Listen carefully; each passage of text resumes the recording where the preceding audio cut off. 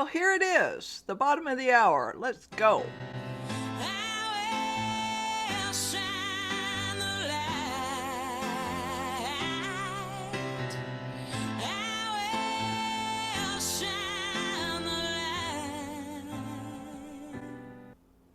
And then we're back.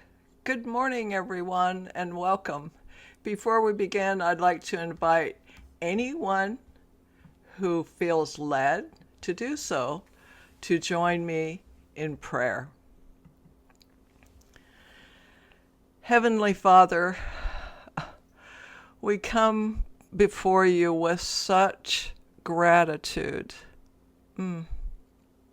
Thank you for this day, for the breath in our lungs, and for the opportunity to gather together, to learn, to seek truth. We praise you for bringing us all on this journey together. I just love meeting up with my fellow Americans to dig deep into our history and into your word. Your Bible is both. We thank you for that. Be with us as we share, and may everything we do glorify you. Continue to be with us in this journey. In Jesus' name, amen.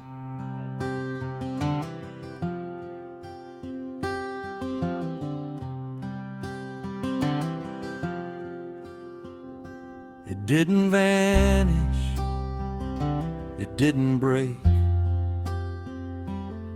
It was taken piece by piece for control's sake. There was a time, clear and revealed, when the people held both sword and shield. The shield stood firm, a guarded wall between the innocent and the weight of the call. The sword struck clean, sharp and true, cutting through lives before they grew. That was the balance, simple, real, justice to act and strength to shield. Before the system, before the seal, there lived a code, a spoken deal. 997 voices sworn to guard the truth from dusk to morn.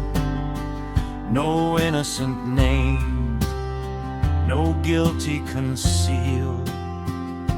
The first faint echo of sword and shield. Then structure rose, the lines were fixed. 1166 voices gathered, order revealed, the shaping of law, the forging of shield. But still it leaned toward throne and crown, power above, the people down. Then came the turn, a line drawn clear. 12:15, the change was near. No man judged by crown or field, but by his peers with sword and shield. Now power checked, no longer sealed by king alone, but people's shield. 1791, it was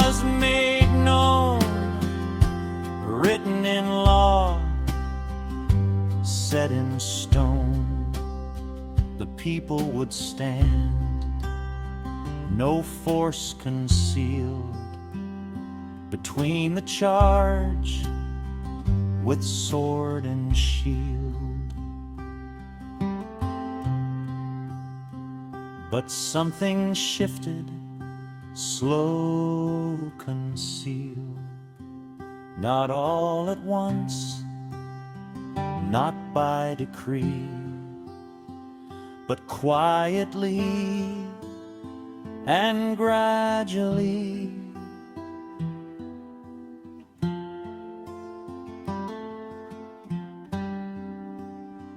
Too slow, they said, too costly, too much for them, we'll handle it for you.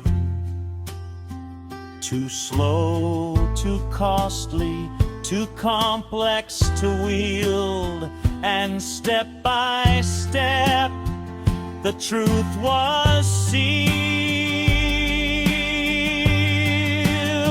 The shield grew heavy, lowered just so, not all at once, you'd barely know. The sword grew distant, faded from view, not lost in battle, just taken from you. After the war, as nations healed, control increased behind the shield. 1940, the lines were drawn, structure set, a system born. Then came the shift, quiet, concealed. 1974, no need for truth to stay cleanly sealed.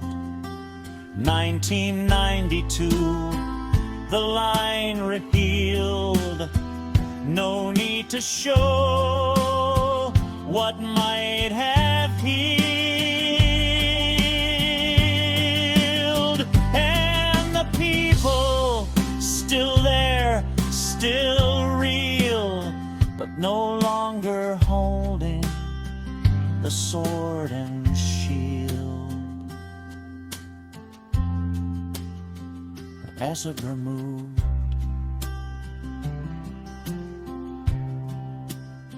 it was redirected, layer by layer, field by field. What was once yours, what you could wield, was slowly taken, yet never repelled.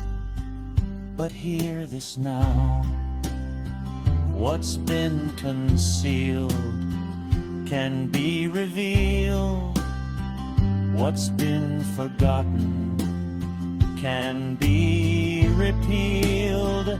And what was placed in the people's hand was never meant to leave this land. So ask it now and let it yield. What happened to the sword and shield? Or will you take them back and stand your ground? Unshaken reveal.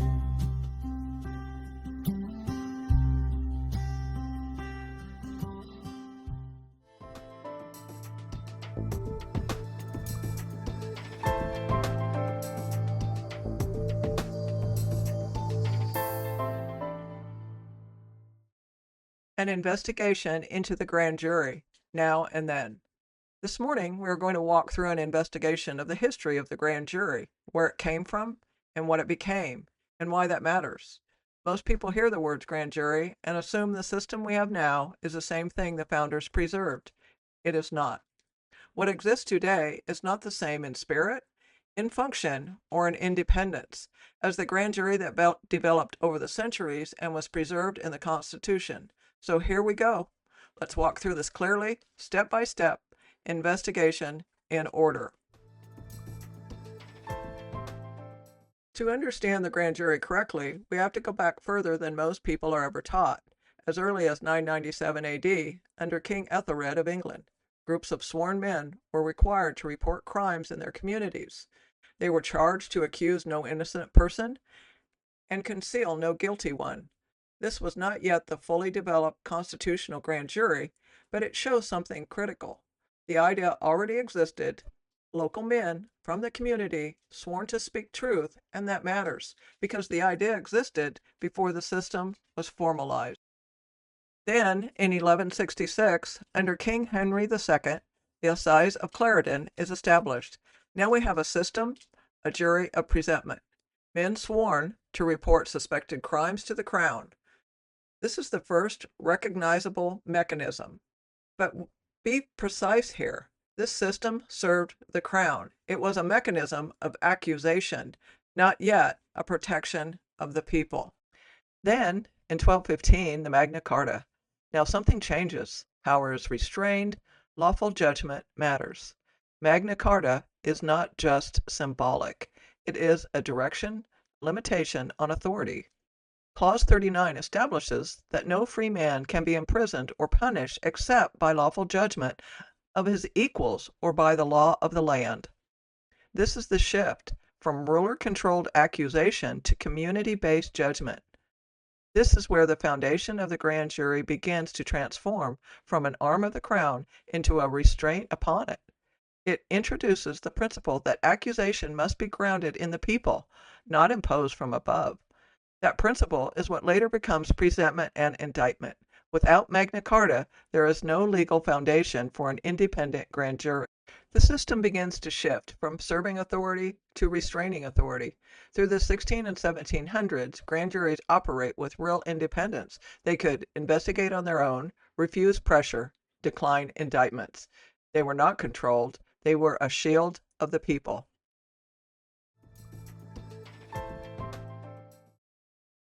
Now we arrive at 1791. The grand jury is preserved in the Constitution through the Fifth Amendment. And this must be clear. A person cannot be held to answer for serious crimes without a presentment or indictment of a grand jury. That is not minor. That is constitutional protection. So the timeline is clear. 997, the idea. 1166, the mechanism. 1215, the rights foundation. And 1791, preserved in the Constitution. Now, if that was the foundation, what changed? Before we move on to the Reconstruction era, I want to insert 1849. This was the year that California wrote its first constitution. It was a traditional system, and grand jury was required.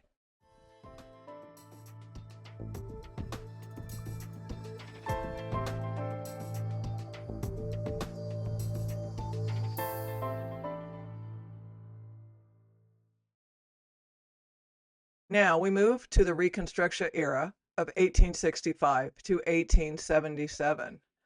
Particularly after the Civil War, federal authority expands, trust in local population declines, and central control increases. These are the conditions for change.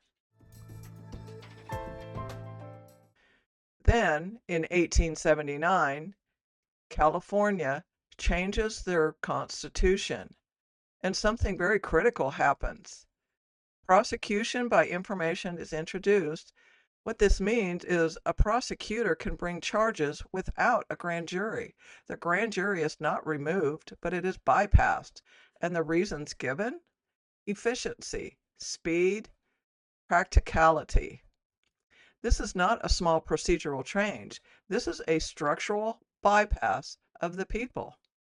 Because before this, the grand jury stood between the citizen and the prosecution. After this, the prosecutor can go directly to charging. That removes the requirement for citizen review before accusation. The grand jury becomes optional in practice, and once something becomes optional, it begins to disappear in function. This is the first major break in the people's control of accusation at the state level, and California becomes a model that other states follow. So this is not isolated, this is a template.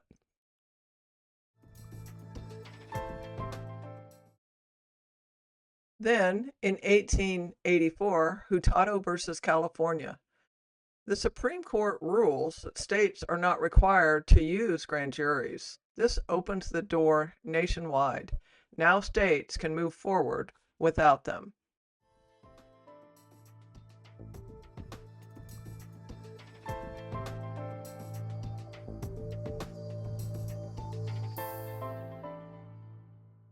In the early 1900s, control shifts even farther. The reasoning? The law is too complex. People are not trained. Experts are needed. And step by step, the people move out of the center. Now, we come to the mechanism of change. This is not theory. This is how it was done. In 1934, Congress passes the Rules Enabling Act. They do not rewrite the grand jury. They do something more important. They transfer authority. They give the Supreme Court the power to write procedural rules for federal courts, including the grand jury. Between 1941 and 1944, committees of judges and lawyers draft the rules, not the people. Legal professionals. And in 1944, the Supreme Court adopts them. Inside those rules, Rule 6, grand jury. In 1946, they take effect. Now listen carefully. This is critical. The Supreme Court created the rules, but they did not become binding on their own. They were sent to Congress. Congress had the power to stop them. Congress did not. They allowed them to take effect. So what happened? Congress did not directly change the grand jury. They changed who controls the rules. And once you control the rules, you control the system. And this is what happens during the World War II era, a time of federal expansion, central coordination, administrative control. Before this shift, the grand jury is independent, it acts on its own knowledge, it stands between the people and power. After this shift, it operates inside a system. The prosecutor drives it, and the rules define it. World War II ends, and millions of Americans come home, but they don't come home the same. They've seen things, endured things, what we would now call trauma, then called shell shock. A nation that just fought for freedom now has to figure out how to live with what it's been through. The late 1940s and 50s became a time of rebuilding families, communities, institutions, but underneath the surface, something is shifting. Authority is being reorganized, systems are being formalized, and fewer people are asking questions about how power actually works. Then we move into the 1960s, a decade of upheaval. Civil rights movement, protests, political assassinations, distrust in government. The American people are no longer unified, they're divided, distracted, and reacting. And in times like that, most people aren't watching what's happening inside the system.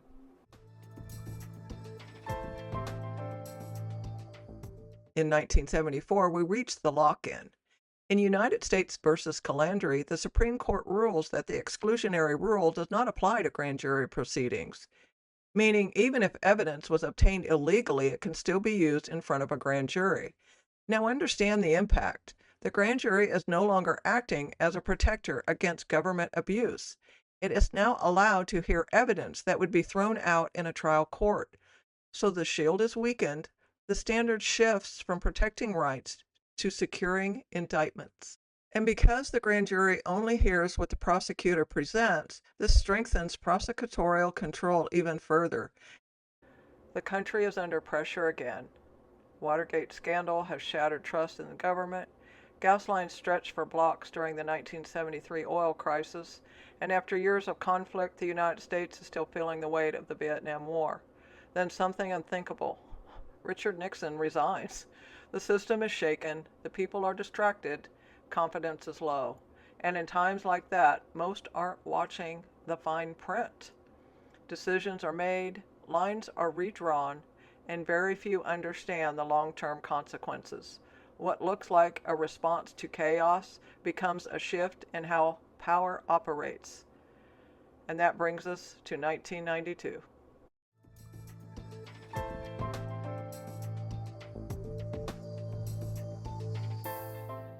In the United States versus Williams, 1992, the Supreme Court rules that prosecutors are not required to present exculpatory evidence to the grand jury. This is critical. Exculpatory evidence is evidence that could prove innocence does not have to be shown, so the grand jury is no longer a fully informed body. It hears one side. The prosecutor controls the narrative, and the grand jury cannot make a truly independent determination without seeing both sides. This locks in the transformation. The grand jury is no longer an independent investigator. It becomes a body that reviews what is given, not what it seeks. Prosecutors are not required to present exculpatory evidence. Now, control is firmly established.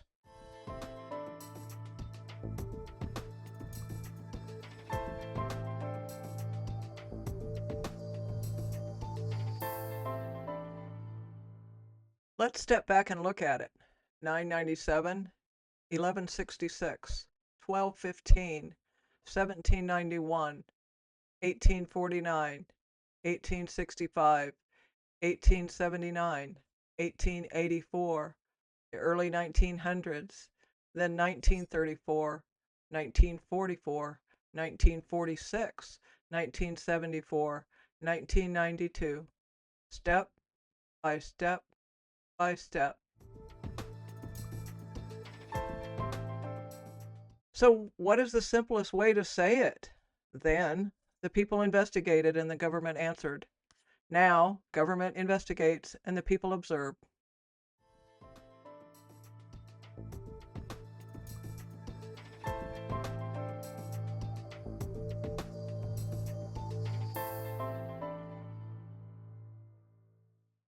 To conclude, the grand jury was not removed, it was redirected step by step. And if we do not understand what it was, we will not recognize what it became. What we have just shared is not a theory, it is a trail, a documented, step-by-step transformation from a system where the people held power to a system where the power was managed, redirected, and contained. The grand jury was never meant to be passive. It was never meant to sit quietly and simply agree. It was meant to stand, to question, to investigate, to act independent of influence, independent of pressure, independent of government itself. That was the design. And if that design has been altered, then the question is no longer historical. It becomes personal. Because a right that is not understood is a right that will not be exercised. And a power that is not exercised does not remain with the people. So the question is not just what happened. The real question is, what will we do now that we know?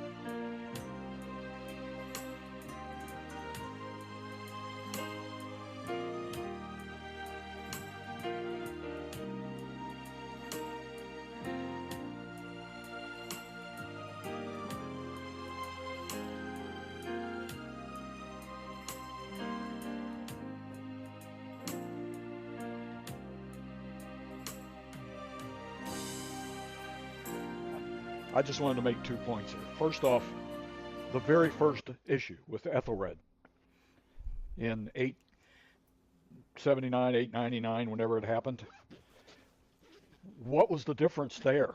Why did this even come to the fore at that point?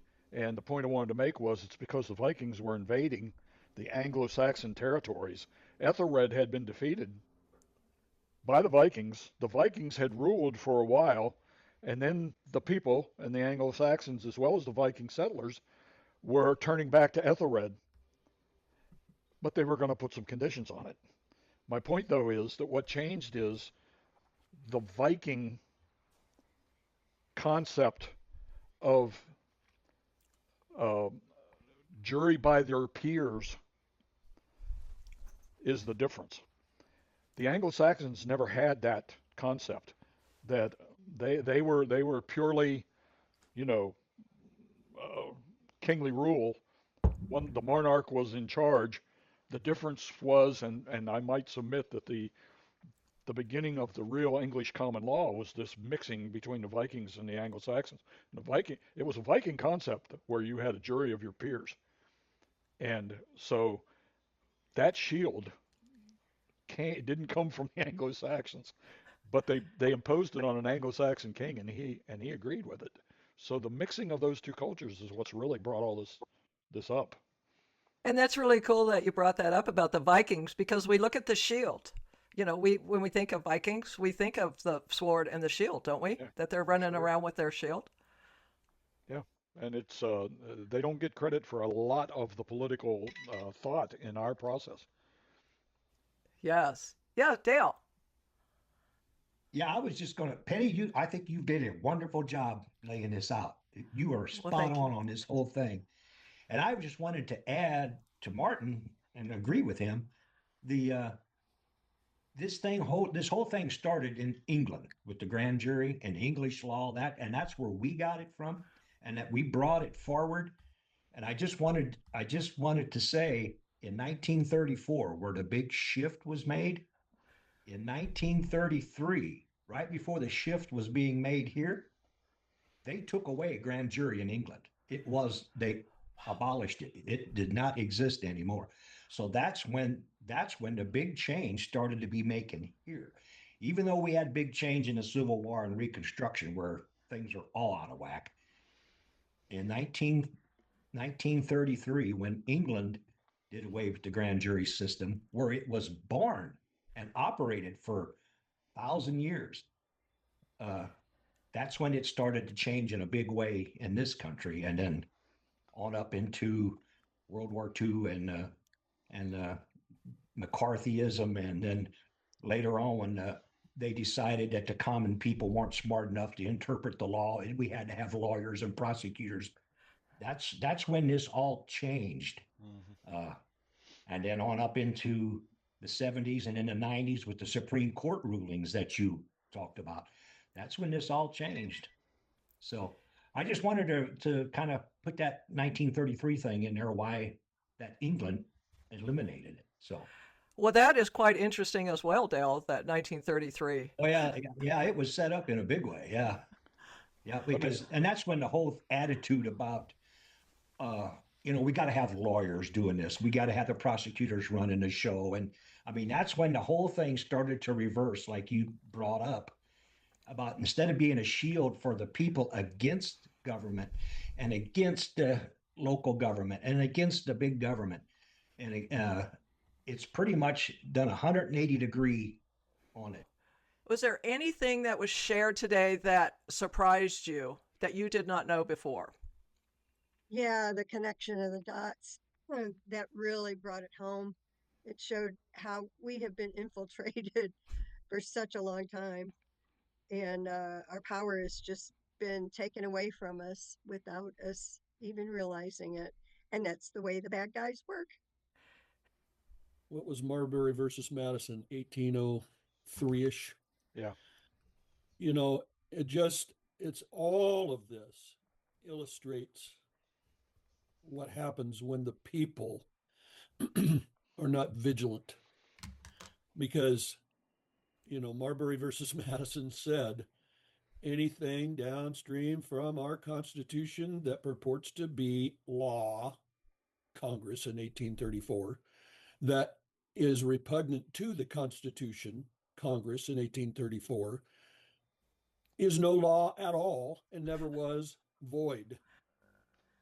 In other words, Congress was doing things, not just in 1834, but all along, and the Supreme Court also rewriting law, uh, that we, the people, could have via grand jury tossed, but did not. And and then, of course, that's where we're trying to get back to. Got to remember. Well, let me start here. Madison, James Madison, basically the architect of the Constitution, resisted for a long time the call for a Bill of Rights because he said all our rights are natural, and if we start trying to elucidate them and put them in writing, then we're going to start a path whereby they start picking at them and they start individually, one by one, abrogating them. And so he resisted the Bill of Rights for quite a while. Well, then he finally caved in and agreed that we needed a Bill of Rights. And then they wrote the Fifth Amendment and got it passed. And it concerned the right of grand jury, if you will, the right of review by your peers.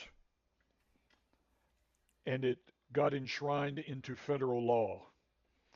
And I think that may have been a good thing, but it also is a very bad thing because by doing that, they defined the grand jury a certain way. They put it on paper so now the lawyers can pick it apart.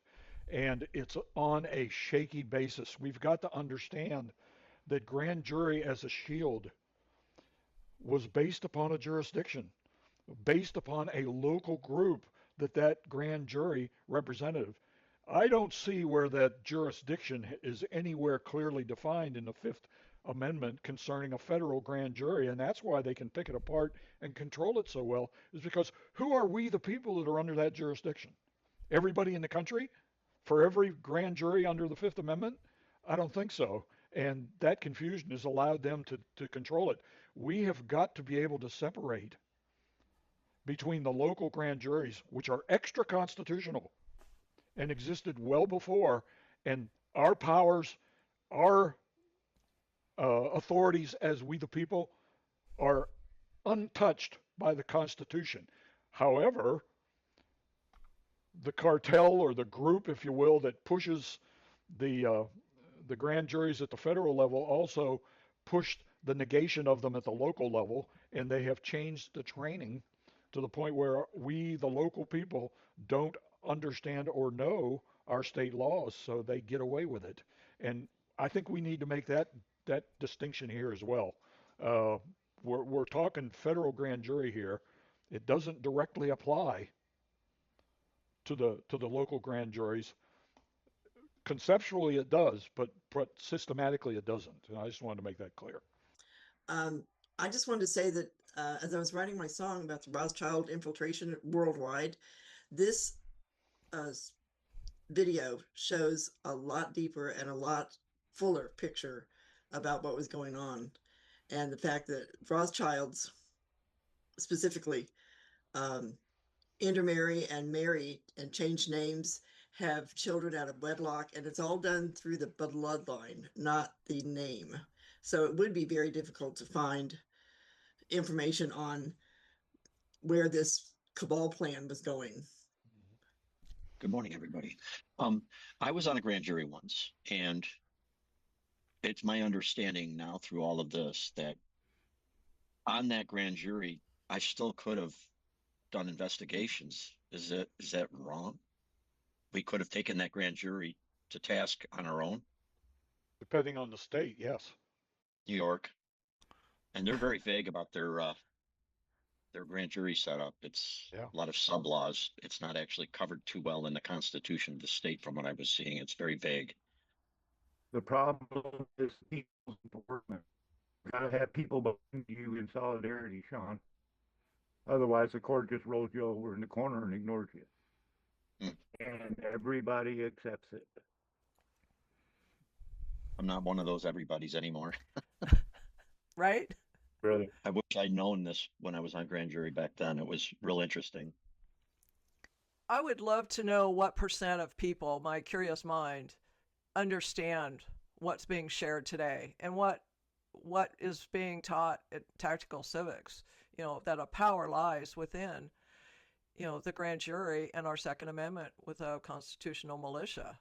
Um, Over the years, I've been in tactical civics for a little over 2.5 years, and it seems like the challenges that I always have when speaking with individuals, when I bring up grand jury, immediately their eyes roll because they do not understand that the grand jury we have today is not what it was intended to be. And so that was one of the reasons what moved me to dig deeper into this to find out where did it break. So it's I think of it as when you're restoring a house and you go in and you put new plumbing in and then you find out that you have a leak. Well, you've got to find the source first before you can even fix it. And so there's so many directions, the source where it broke, to just really be able to connect the dots, to share with others. This is what it was. This is what happened. Now we got to go back and fix it, and we can fix it. Well, you asked what was surprising. Well, there was a couple of things. The mention that Dale did of England abolishing their grand jury system in 1933. I'm going to look into that further. That's interesting.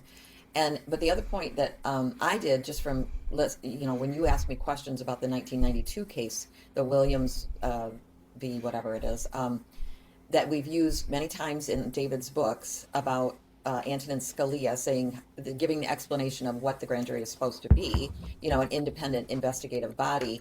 And I thought it was interesting because I thought, well, was he the opposing opinion or the actual opinion? He was he and the others were part of the actual opinion, not the opposing. And one thing that he said in there, which surprised me because at another point he talks about it being the grand jury being an investigative body separate. He talks about how they get their information from the prosecutor is what it says in the actual opinion. So in 1992, he still believed that's where the information came from the prosecutor, not from independent sources. This has been ingrained in the legal system for so long. Even someone as conservative as Antonin Scalia believed that the prosecutor was in charge. I thought that was really interesting. Thank you, Don, for digging into that. I'm thinking one of our Saturdays need to just dig real deep into the United States versus Williams, and to find out so much more. Why did this happen? It was such a big turning point. Yeah, I think the fact that so much changed in 1974 and 1992, right in our lifetime, and I was too busy to notice. Of course, I was a kid, but still there was so much craziness going on, from the 60s, like we mentioned, in episode 1. There was so much, we were being hit with so much, and it continues today. And 92 and 94 is when the Supreme Court ruled that the prosecutors, in effect, I'm going to put a big picture on it, but in effect, that the prosecutors run the grand jury. That's how it's done. That was the big thing they go by. So, well, and also I think that most people still, and I've talked with Penny about this before, and that most people still see the grand jury as part of the court system because it's called a jury.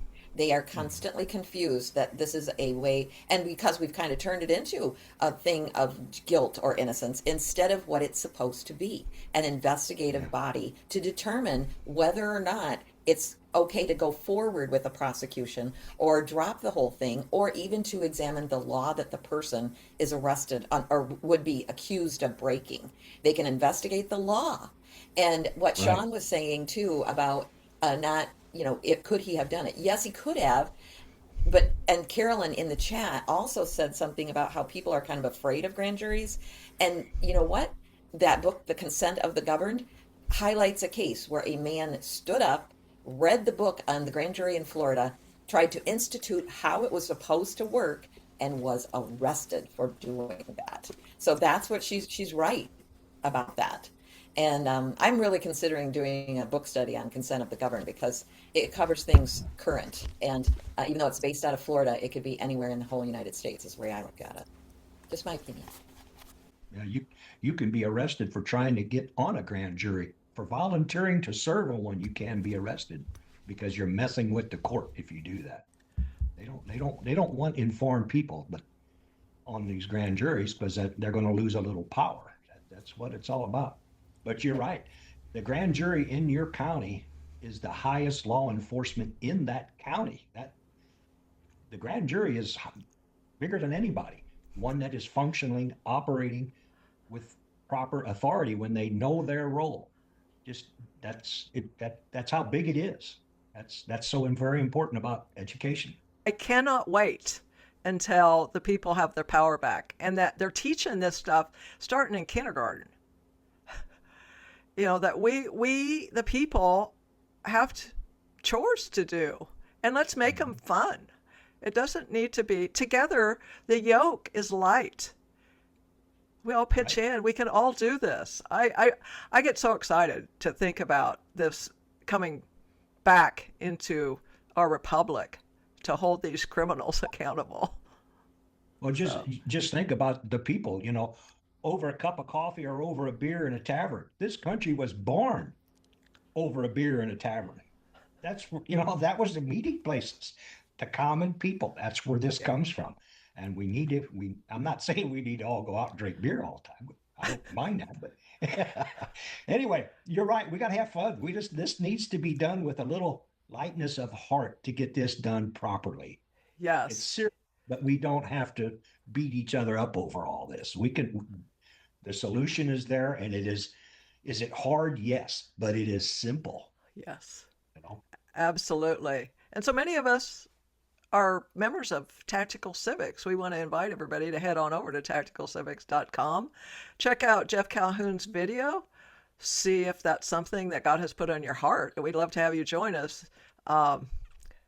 Yeah, we are restoring our republic. So exciting. I can't encourage you all when the video comes out to share this with everyone. This whole grand jury is an important part of growing our mission. And we have to help people understand and educate themselves that in order for this to happen, we will be the founders. And we will have to help education get out there. So please share it with your friends, your family, because this is an important part of growing with our whole complete mission. Yes. And like what Dale was saying, I'm starting to see even grand jury on the federal level starting to change. It's slow, but that's okay as long as it's changing for the good. Yeah. I even read that Alaska is redoing their grand jury statutes. It's getting stronger. They're strengthening it, and I see that happening. Different states are looking at. I mean, we're on the beginning of something here. This is going to work. Yes, it is. Shine the Light Saturdays is going to be all about grand juries. We hope to have like mock investigations from different current events happening in different states, looking at different states at what they have or what they don't have. Just all about grand jury. I like it. Excellent. Thank you for being here. Grab on, embrace it. We were born for such a time as this, as Esther says, in 414, and we really were born at an awesome time. I'm going to thank you all for coming. I know many of you are going to go along with your day. Be blessed, and just go out there and shine the light.